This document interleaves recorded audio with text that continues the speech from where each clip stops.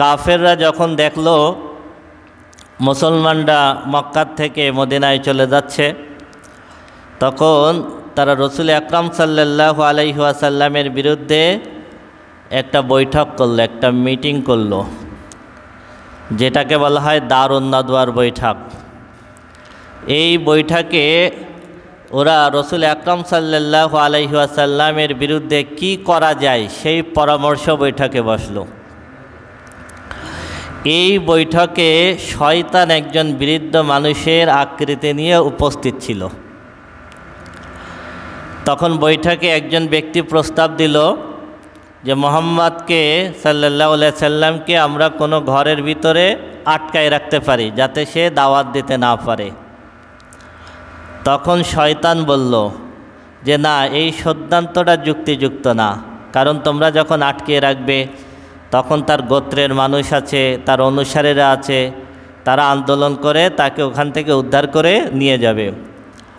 এরপর কেউ কেউ প্রস্তাব দিল তাহলে তাকে দেশ থেকে বের করে দেয়া হোক। তখন শয়তান বলতেছে না, এটাও যুক্তিযুক্ত না, কারণ যখন তাকে বের করে দেওয়া হবে, মানুষ যখন তাকে দেখবে, তার কণ্ঠে যখন কোরআন শুনবে, তখন তারা মুসলমান হবে, আবার অনেক দলবল নিয়ে সে আবার মক্কায় ঢুকবে।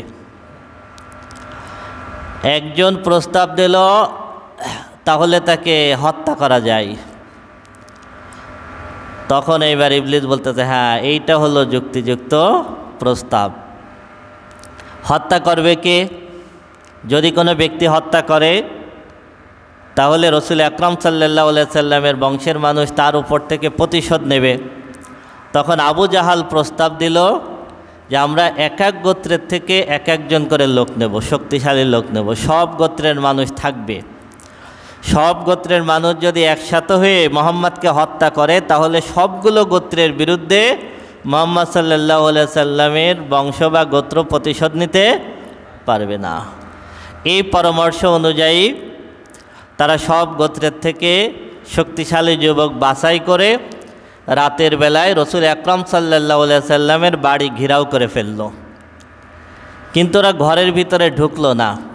তখন সিস্টেম ছিল যে তারা নিজের থেকে কারোর ঘরের ভিতরে ঢুকতো না, কারোর ঘর ঘেরাও করে রাখতো, যখন সে বের হবে তখন তাকে হত্যা করবে। জিবরিল আলাইহিস সালাতু ওয়াস সালাম রাসূল আকরাম সাল্লাল্লাহু আলাইহি সাল্লামকে ঘটনা জানিয়ে দিলেন আর বললেন আল্লাহর পক্ষ থেকে নির্দেশ হয়েছে, এখন হিজরত করতে হবে। রাসূল আকরাম সাল্লাল্লাহু আলাইহি ওয়াসাল্লাম আবু বকর সিদ্দিক রাদিয়াল্লাহু তাআলা আনহুকে আগেই বলে রেখেছিলেন যে কোনো সময় আমাদের হিজরত করা লাগতে পারে, তুমি প্রস্তুত থাকবে। তখন থেকে আবু বকর সিদ্দিক রাদিয়াল্লাহু তাআলা আনহু দুইটা উট রেডি করে রেখেছিলেন আর সব সময় রাতের বেলায় দরজায় হেলান দিয়ে দাঁড়ায় থাকতেন, কখন জানি রাসূল সাল্লাল্লাহু আলাইহি সাল্লাম এসে হিজরতের জন্য ডাক দেন। সুবহানাল্লাহ।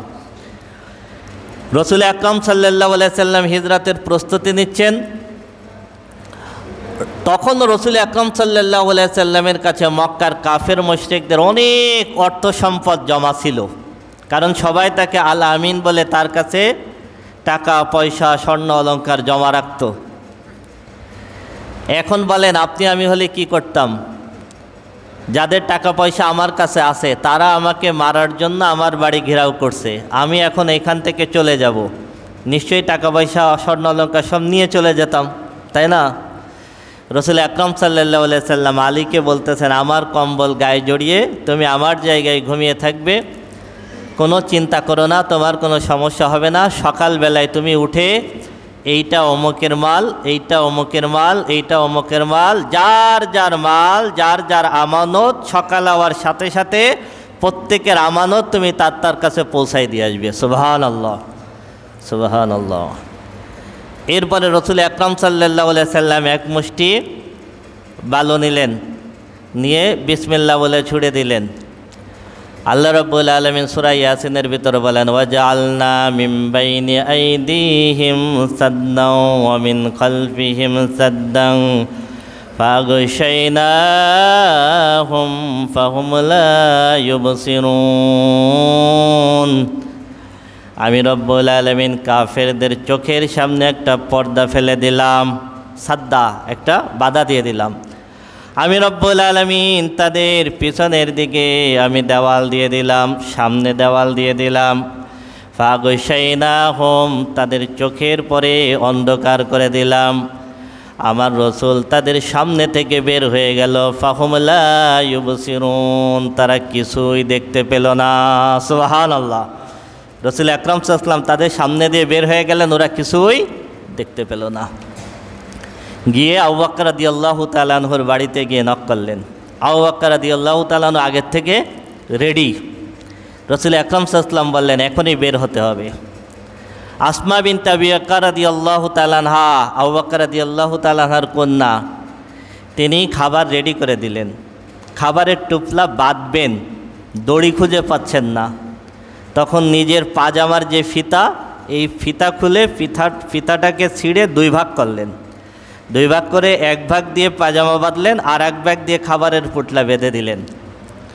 রসুল আকরাম সাল্লাল্লাহু আলাইহি ওয়াসাল্লাম খুশি হয়ে আসমা বিনতে আবু বকরকে বললেন, জাতুন নাতাকাইন, দুই ফিতাওয়ালি। তারপর থেকে সবাই তাকে জাতুন নাতাকাইন বলে ডাকতো। সুবহানাল্লাহ।